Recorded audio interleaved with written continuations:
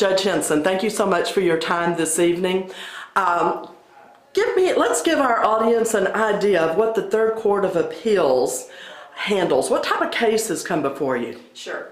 The Third Court of Appeals sits in Austin, and it's your intermediate appellate court for 24 counties, including all of Tom Green County. And basically, any case that's tried in county or district court in these 24 counties on appeal goes to this Third Court of Appeals. It's a super appellate court in that all the state government cases involving regulatory agencies will all go to the Third Court. So it actually doesn't just impact the 24 counties, it impacts the entire state of Texas and its rulings. All right. Have you handled any cases that have come out of San Angelo? Well, many years ago when I was a practicing lawyer, I actually had a case where my primary plaintiff was a young lady by the name of Rachel Sanders, who was a great soccer player from San Angelo. And she was a student at the University of Texas. She and 6 other young women came to me and asked me if I would help try to expand athletic opportunities and scholarships for female athletes at the university. We filed a class action, and ultimately the university settled and doubled the athletic program, adding soccer and softball and rowing, and it had a domino effect in the Southwest Conference and the nation. And I always think about the bravery, the courage of that young lady from San Angelo who was willing to take on the University of Texas. That's almost like taking on the Southern Baptist Church. That's big. That's huge. It's a very powerful organization. Absolutely. Now, you have been on the bench of the Third Court of Appeals. How many years did you serve? 6 years. I was elected in 2007, and my term expired at the end of 2012. And I just had a wonderful time. I worked really hard. The court was way behind. And so I rolled up my sleeves. I ruled on more than 2,000 cases, and I wrote more than 700 written opinions. And I had some of the highest ratings. So I did my darndest to see if we couldn't move the court forward and get people's cases decided and done in a way that they were well-reasoned opinions, that they got out the door.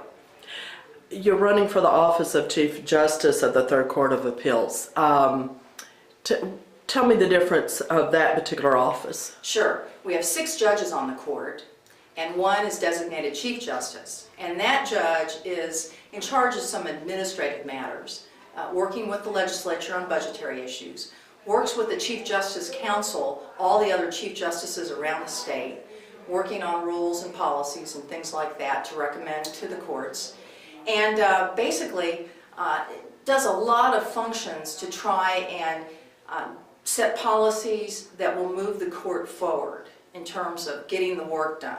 And so when you have a strong Chief Judge, hopefully they're going to work on getting the cases moving faster. We've had a wonderful judge, Chief Judge Woody Jones. Before that, I think of our really wonderful Chief Judge that we had was Marilyn Abusi.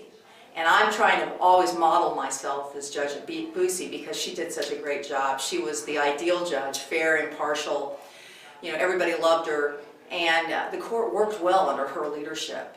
And so there's lots of things that the position does, but you also have your 1/6 of the cases to decide.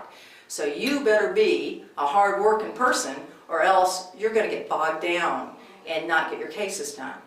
Now, right now, all of the people serving on the bench are all male. You would be the... Well, we have actually 5 males and 1 female right now. Oh, that's right. Absolutely. And so absolutely. If I lose, then it goes, you know, it'll be 5 males and probably 1 female. So I think having more women on the court would be always good, because I think we ought to have diversity on the bench. I think people bring different backgrounds and experiences, and I think women make very good judges. I think we're very fair.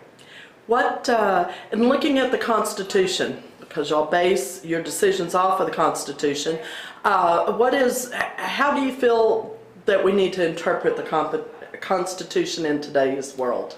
Well, you know, I kind of look at there's an array of philosophies, I think. And unfortunately, we've had too much judicial activism, on both ends of the spectrum, liberals and conservatives. And I can think of all sorts of decisions where the extremism has really hurt the country.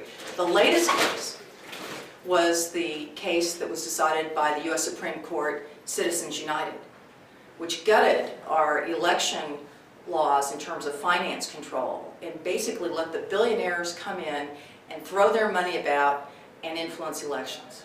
That was activism by the conservative branch. Bad decision for this country. And so we don't need any kind of extremism. And we don't need judicial activism on either end. We need a balanced approach. People that are kind of in the middle of the road. I like to call it pragmatic. The decision's got to make sense. And if you have common sense and a decision that doesn't make common sense, you're probably not very pragmatic. And I think it's very important to have those kinds of judges that understand the Constitution, but who don't have an agenda. I don't have an agenda. I just want to get the cases right, and I want them decided, and I want to be efficient so that people can get on with their businesses or their lives or whatever is at stake. And we've got to have good judges to do that. Let me ask one last question, and kind of bringing it down to maybe to a layman's term. In a typical day, what type of a case would you actually be looking at that would be coming before you? Sure. About half the cases are criminal, half the cases are civil.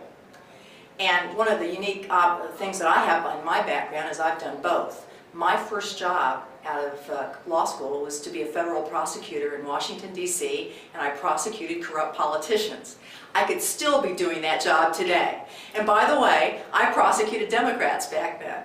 What I found in these corrupt cases is that typically the states where it was more one party in charge, corruption tended to be able to fester. Where we had strong two parties, people were looking over each other's shoulders, and we tended to have less corruption. But I have a very strong background in criminal law, having been a prosecutor. I think I'm the only one in the race that's a former prosecutor. That really helps when you're trying to do those criminal law cases. On the civil side, most of my practice in private practice was on the civil side, and I'm board certified, and was even, I guess, named by Texas Monthly as a super lawyer in civil litigation. So I'm pretty good on the civil side as well, and those kinds of cases are everything from regulatory agencies, interpretation of the fracking rules. That might go through the Railroad Commission and then ultimately the Third Court. Tax cases. All the tax cases tend to come through us, tax policy. How about permits? If someone wanted to come out in San Angelo and build a nuclear waste dump, they'd have to get a permit from the TCEQ, a state agency. There could be a contest over that, I bet, and that appeal would come to the Third Court. So you've really got a variety of cases that get heard. Thank you so much. I think our listeners will have a better understanding of the job that you're applying for. Thank you so much. I appreciate it.